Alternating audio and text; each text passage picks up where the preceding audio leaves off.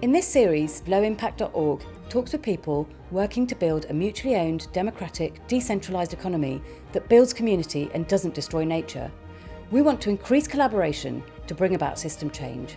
Find links to the sites mentioned in the videos in the description below.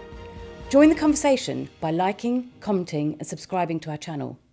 So it's the first day of Community Energy Fortnight today, as you almost definitely know. Yes. How's it going, Community Energy? Has it stalled? You were saying that it's after the feed-in tariffs have gone, it's becoming more and more difficult. What's the state of play? Well, it remains very, very popular. People want to do stuff, but it is very much harder. You know, there was a time, I think, 5 or 6 years ago, when I used to go and have these conversations in a town, and we'd sit around and look at the maps, and we'd come up with 3 or 4 potentially viable projects, and of which we'd eventually select 1 or 2 and do them. And I think with no subsidy and some other issues, that's become impossible in most cases. It's particularly, the worst hit is wind, because there's effectively a planning ban on wind turbines in England. Right. There's only been literally a handful, 5 wind turbines have had planning permission over the last 5 years in England. And is that opposition coming from the public, or where is that opposition coming from? That's a written ministerial statement of June 2015, which basically is coming from a sense, I think, from the Conservative Party had a lot of people supporters in rural areas who really hated wind turbines, and that was, a response to that. Don't the majority still like them, though? Yeah, they do. I mean, the argument from the rural people is, the majority live in towns, and no, they won't ever have to see one, so they love it. They probably feel the same about nuclear power, right? Right. But I mean, I think it got slightly out of proportion, where you got people who are really desperate to stop wind turbines being built. But in fact, getting planning permission for a wind turbine was never simple. You had to do all kinds of studies to show that you wouldn't have the impact on bats and wildlife and aviation and microwave links and noise and shadow flicker and heritage, landscape values, what have you. It was never simple, but now it's become impossible in England, and that is restricting people, because there are plenty of communities where people actually do want to build wind turbines who can't do it. But even in Wales and Scotland, where you could still get planning permission, this same effective ban doesn't apply to their planning systems. It then becomes difficult, because without any kind of subsidy, it's hard to make wind add up, except at a really large scale, which is outside what a lot of community energy organisations can think of doing. Like £50 million projects, basically. I wanted to talk a bit about energy local, because we've talked before about this, and the problem was, or still is, that community energy schemes can't deliver the electricity they generate directly to their local members. Right, yeah. Because I think they'd have to get a massively expensive energy provider's license or something. And so they have to sell it to the national grid cheap, and then their members have to buy it back from the national grid at the normal rate. Expensive. So I understood that there was a group called Energy Local, started in Wales, and I think they're spreading around the country, that they've got some sort of a way that people can get their electricity from their local community energy scheme. Is that right? Yeah, I mean, so Energy Local have a model where you can have customers locally buying energy from a local community-owned generator, and that, because the number of the problem is we're not allowed to use the grid to move our energy from our generators to people's homes, unless we're a fully licensed supplier, which, as you say, is expensive. This is a problem. and stops us having these end-to-end kind of local energy co-ops, which you see in places like Belgium, where you get a co-op that owns a load of wind turbines, some solar, a couple of hydros, and has tens of thousands of energy consumers also on its books. Why can they do it in other countries and we can't do it here? Well, they have a differently set up set of regulations around the grid. I think an energy local have managed to set up some very successful pilot projects where, if you live in Bethesda in North Wales, you can buy, when the hydro is generating, you can buy energy at like something like 9p a unit rather than 17p a unit. So it's an amazing saving for the locals. And how do they get around the licensing problem? So they're effectively working within a set of exemptions, which means that they can do that. I think it's worth saying that their projects are, they are pilot projects, which aren't necessarily going to last forever in those locations and aren't necessarily easily transferable to other locations. So it's a hugely valuable thing they're doing to test out possibilities, but it hasn't yet become something which is ready for prime time. And there are some reasons why it might be hard to do. I think leaving energy local specific model on one side, a lot of people have this generic idea, which is that, like, basically we're being screwed by the energy suppliers and we want to get rid of them completely, the big six or big however many it is, and we want to generate our own electricity. And of course that's going to mean that the electricity we buy is cheaper and greener. So that's that's a motivator for a lot of people. But and I myself was probably in that camp for a long time. I think my understanding of the energy industry has grown, by osmosis doing this job. Yeah. And what I've come to realize is that it doesn't quite work that way. So if you're buying energy, I mean, the cheapest tariffs you can get at home are like 14p, something like 14p tariff. The wholesale price of electricity is maybe 5p. That's roughly what it is. It's fairly consistent. It changes through day and night, but on average, maybe 5p. So why is the wholesale price 5p and I'm paying 14p?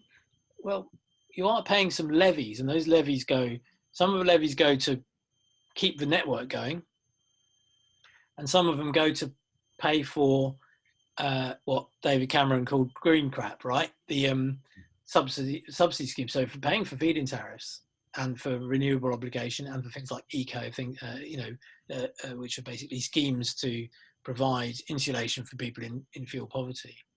So the thing is, you want both of those things to exist, right? You want the networks to continue existing. That's really important because renewable energy is super dependent on having a big grid where, if it's windy somewhere and you have demand somewhere else, you can easily transport the energy between the two. Yeah. So you want that charge to roughly remain the same, and you want to pay for the for these other schemes, which are what's enabled us to get renewable energy on the grid in the first place. So those together might add up to 5p roughly. So 5p wholesale price, 5p this other stuff, and so they're charging you 14p. Well, a lot of that is maybe half of that is their costs in actually running their business, and the other half is profit. It's not a huge profit margin that people think it is. Right, yeah. And when we've seen local energy supply organisations set up, a load of them have gone bust in rather spectacular and unpleasant ways. So it has proved to be a lot harder to do than people think. I've got a friend who's an energy local convener in Devon, so I'll give him a shout and sort of hopefully interview him to see how he's going. Yeah, I mean, and this is, I mean, I think of all the groups that are trying to do this, energy local are one of the longest standing and strongest. And their idea, but part of what they're trying to do as well is to help manage demand. So if you can take away peak demand from the system, so if all the people join together and start to think about when they use their energy, then you take away peak demand from the system, then you don't need to strengthen the grid, or you can put more renewables on it. That's hugely valuable. So yes, that's in no way a criticism of the energy local model per se. Yeah, yeah, But what it means is I don't think that we're in a moment right now where we're going to move rapidly towards local energy supply in the UK. And so it becomes a bit of a side, one part of a mix, but not the most important thing to go for in order to decarbonize. And we can decarbonize without doing it, basically. I know that a couple of years ago, the government shifted support from community energy towards local energy. And community energy is where local people actually own and control the infrastructure, and local energy is what they were calling. It involves local authorities and the corporate sector as well. Is that still the case? Is their focus still on this local energy, which involves? Well, no. I mean, government focus de facto is on big energy, right?